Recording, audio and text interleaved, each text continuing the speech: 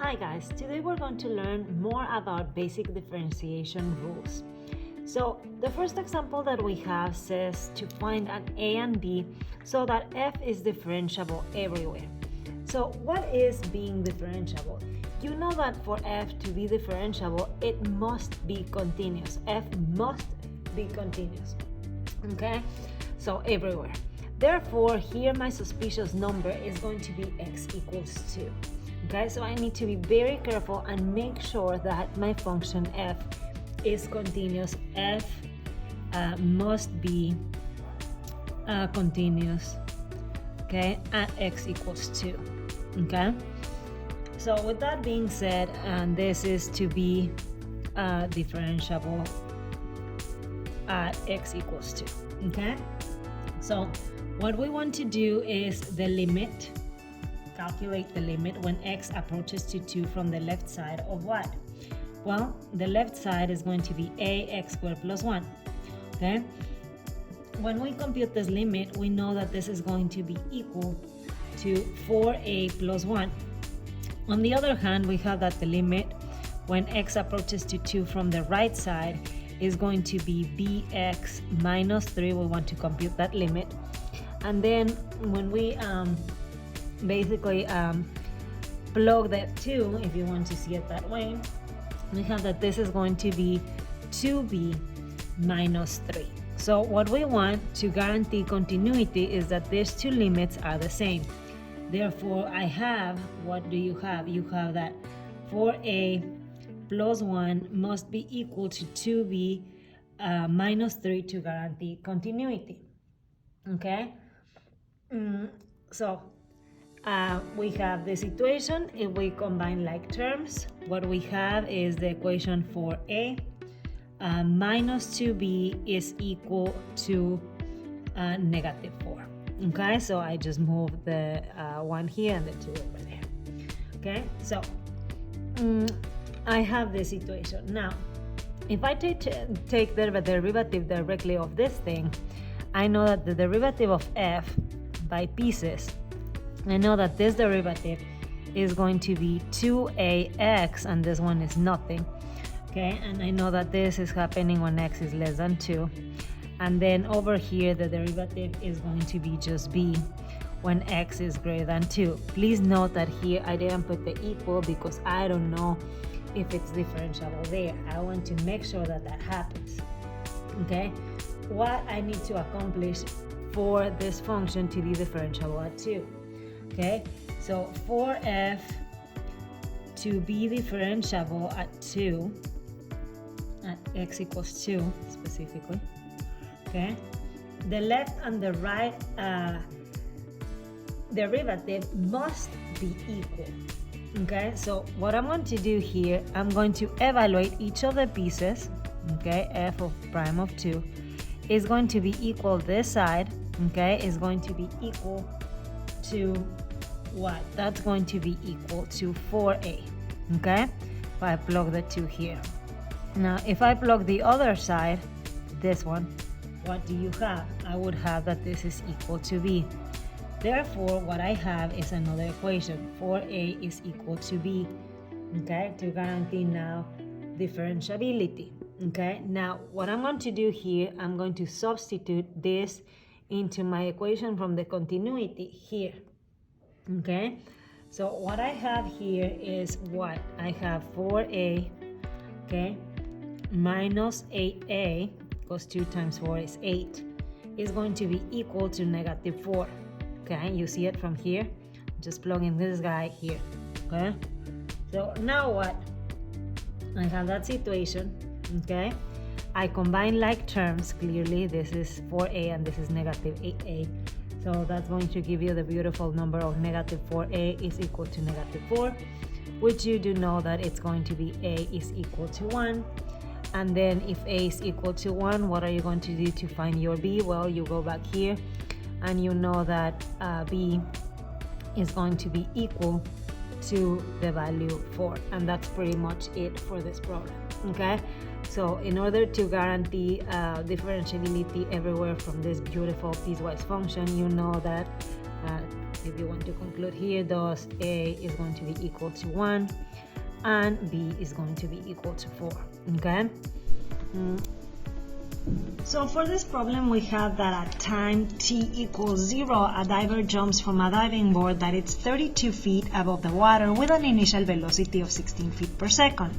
We need to use the position function s of t is equal to negative 16t squared plus b sub 0 times t plus s sub 0, where b sub 0 is the initial velocity and s sub 0 is going to be your initial position. So the first thing before we start, we need to set our equation. Our s equation is going to be the following: negative 16 t squared, and you have this 32 and this 16, so it's going to be plus 16t plus 32. Once we have this equation, we can start answering the following questions. The first question tells you, when does the diver hit the water? To hit the water, you need to set your expression equal to 0. So 0 is equal to negative 16t squared plus 16t plus 32. After that, what we're going to do is we are going to factor the negative 16, having t squared minus t minus 2. And then you can see that here we have a really friendly quadratic expression. So you have that's going to be negative 16 times t plus 1, t minus 2. And you know that t is going to be equal to negative 1 or 2 seconds. Now, for the context of the problem, you know that negative 1 doesn't make any sense. Therefore, what can we conclude? Thus, the diver, okay, hit the water at 2 seconds. Now, they want you to find the instantaneous velocity when t equals 1 second. Okay, so over here what you're going to do is first you recognize that instantaneous means the derivative of the position function. So what we want is s of t. By the way, this is going to be equal to the velocity. So having this expression here, you know that the derivative of the position function is going to be negative 32t plus 16 from here. Okay? After that, they are telling you to find the instantaneous velocity when t equals 1 second. So what you're going to do is you're going to plug the 1 over there. So you have negative 32 times 1 plus 16, and that's going to be equal to negative 16 feet per second. Okay? And some students ask me, hey, do we need to conclude here? And the reality is you are already concluding, because you have instantaneous velocity means the derivative of position evaluated at 1. This is equal to negative 16 feet. So you are pretty much done at this point. For part C, what we have is that we want to find the average velocity on the interval 1, 2.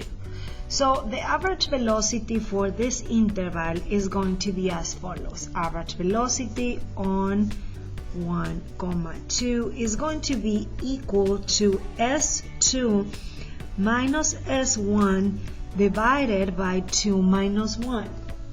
Okay? So now, where are you going to evaluate this 2 and this 1? This one, you are going to evaluate that in the original. You already know that the guy hits the water at 2 seconds, so this is 0. And then when you plug the 1 in, you have negative 16 plus 32, so you have that's 32 divided by 1. Therefore, this is going to be negative 32 feet per second. And that's pretty much for this problem. Now, the next problem that we have over here, what we have is you have the graph of a position function that is shown over here. So this is your position function. They want you to sketch the velocity function on the interval 0, 9. Okay, so let's analyze the position function first. First and foremost, you have that this is t. This is going to be s of t. Okay. After that, you realize that from 0 to 4, you have a constant slope of 3 over 2. After that, you have a sharp turn, and then you have a constant position. Basically, the slope of this is 0. okay, up to 7, and then from 7 to 9 you again a constant slope of 0.5. Now how can we translate this and to predict what's velocity? Let's think about the relationship. This one is t and this one is going to be your velocity. Remember that velocity is equal to the derivative of your position function. With this being said, we can imagine that this is talking about the derivative. So we don't know what's going on the extremes, so I'm going to have open circle because I cannot conclude from 0 or 9. So from 0 to 4 we said that it was 3/2 the slope. So at 1.5 or 3/2 up to 1, 2, 3, 4, I know that I have a constant, basically a constant rate of 1.5. Okay?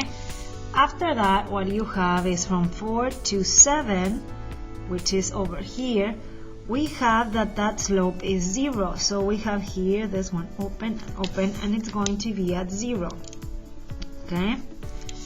And last but not least, from 7 to 9, we have that this slope is 1/2. Therefore, we have that here 1/2, it's going to be constant from 7 to 9. Okay? So please note that, well, let me regraph it here. So you have here, here, and here. You can see that your velocity function is going to be 1.5 from 0 to 4, from 4 to 7 is 0, and then 7 to 9 is going to be 1/2.